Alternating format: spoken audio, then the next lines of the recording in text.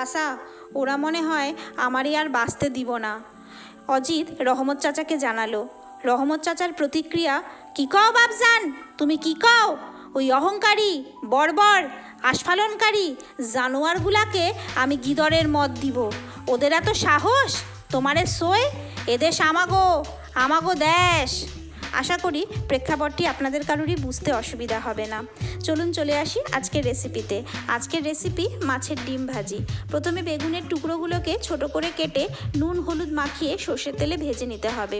ওই তেলেই নুন হলুদ মাখানো মাছের ডিম ছেড়ে সিমে ভালো করে রেখে নাড়াচাড়া করে আবারও ভেজে নিতে হবে।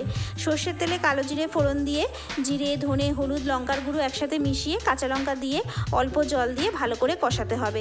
যখন তেল ছেড়ে আসবে তখন ভাজা ডিমগুলোকে দিয়ে কিছুক্ষণ রান্না করে আবারও ভাজা বেগুনগুলোকে ছেড়ে দিয়ে হালকা হাতে নাড়াচাড়া করে কয়েকটি কাঁচা লঙ্কা দিয়ে ঢেকে দিতে হবে। 2 মিনিট পর নামাতে হবে।